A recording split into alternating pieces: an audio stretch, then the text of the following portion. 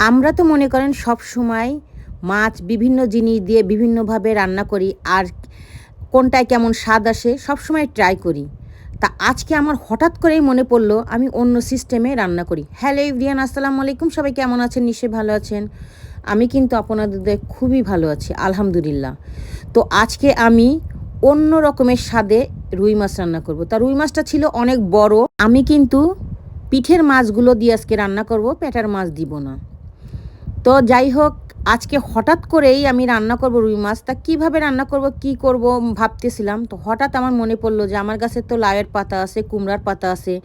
দেখি পাতা দিয়ে রান্না করে দেখি, ডাটা ছাড়া।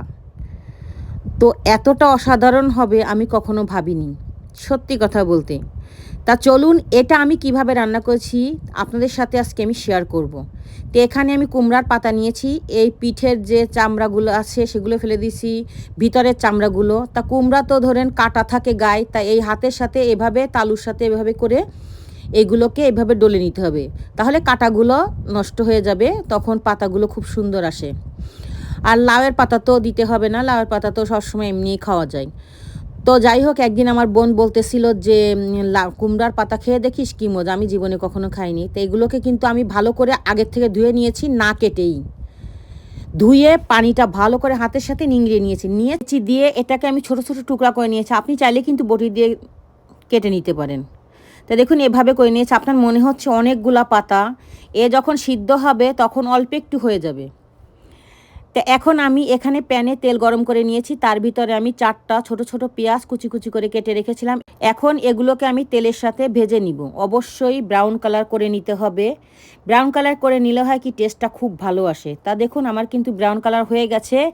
এখন এর ভিতরে আমি পানি দিই। আগে কিন্তু মশলা দেওয়া যাবে না, তাহলে মশলাটা পুড়ে যাবে, টেস্টটা খুব ভালো আসবে না। তা পানি দিলে হয় কি মশলা পড়ে না, এই জন্য পানি দেওয়ার পরে মশলা দিও। তো এখানে আমি 1 টেবিল স্পুনের মতো আদা, 1 টেবিল স্পুনের রসুন, হাফ স্পুনের মতো ধনে গুঁড়ো, হাফ স্পুনের মতো জিরার গুঁড়া, 1 স্পুনের মতো শুকনা মরিচ, হাফ স্পুনের মতো হলুদের গুঁড়া, আর 1 স্পুনের মতো আমি লবণ দিয়েছি। লবণটা স্বাদ মতো দিবেন, এবং ঝালটাও কিন্তু আপনি স্বাদ মতো দিবেন। আপনি কেমন ঝাল খেতে পছন্দ করেন?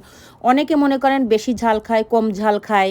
তো আমি কিন্তু একটু ঝাল খাই, আমার ঝালটা বেশি একটা ঝাঁঝালো না, এজন্য আমি 1 স্পুনের মতো দিয়েছি। কারণ এখানে আমি কিন্তু কাঁচামরিচ ইউজ করব। তো এখানে আমার কিন্তু দেখুন মশলাটা ভালো করে কষানো হয়ে গেছে। এখন আমি রুই মাছগুলো দিয়ে দিব।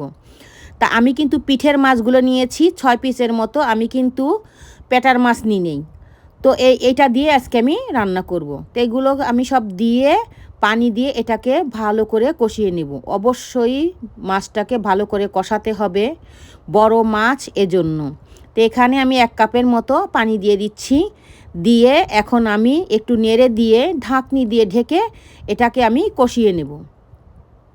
তা যতক্ষণ না তেল উপরে উঠে আসে ততক্ষণ ধরে কষাতে হবে। তা আমি 5 মিনিট পরে ফিরে এসেছি। দেখুন মাছগুলোকে কিন্তু একটু উল্টিয়ে দিতে হবে, উল্টিয়ে পাল্টিয়ে সাবধানে এগুলোকে নাড়তে হবে। তো এখন আমি সবগুলো মাছ উল্টিয়ে দিচ্ছি। দেওয়ার পরে এটাকে আমি আরও 5 মিনিট রান্না করে নিব, কারণ এটা তেল যতক্ষণ উপরে না উঠেছে ততক্ষণ। তা আমি 5 মিনিট পরে দেখুন ফিরে এসেছি, আমার কিন্তু তেল উপরে উঠে এসেছে। এখন কড়ার দুটো সাইড ধরে একটু নাড়িয়ে দিতে হবে, চামচ দিয়ে নাড়ানোর দরকার নাই। দেখুন মাছগুলো কিন্তু নড়তেছে। এখন এর ভিতরে আমি 2 কাপের মতো পানি দিয়ে দিব।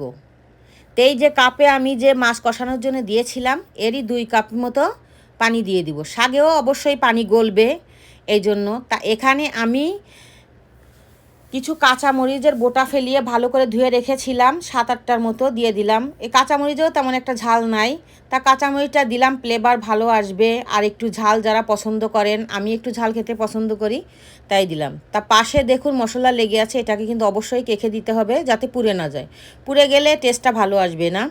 তো সেজন্য আমি কেখে দিচ্ছি। দেওয়ার পরে মাছগুলো দেখুন আমার কিন্তু উপরে উঠে এসেছে। এখন আমি এখানে শাকগুলো দিয়ে দিব। শাকগুলো দিয়ে কিন্তু নাড়া যাবে না, শাক উপরে থাকলেই আস্তে আস্তে শাকগুলো যখন সিদ্ধ হয়ে যাবে তখন মাছগুলো উপরে উঠে আসবে। তো এখন শাকগুলো দেওয়ার পরে আমি কিন্তু ঢাকনি দিয়ে ঢেকে দিব। দিয়ে আমি এটাকে 15 মিনিট রান্না করব। তা দেখুন আমি কিন্তু 5 মিনিট পরে ফিরে এসেছি। শাকগুলো একটু নেড়ে টেড়ে দিতে হবে এজন্য। তা আমি এখন নেড়ে দিচ্ছি। দেখুন শাকগুলো কিন্তু অনেক ছিল, অল্প হয়ে এসেছে। এখন এটাকে আমি আরও 10 মিনিট রান্না করব।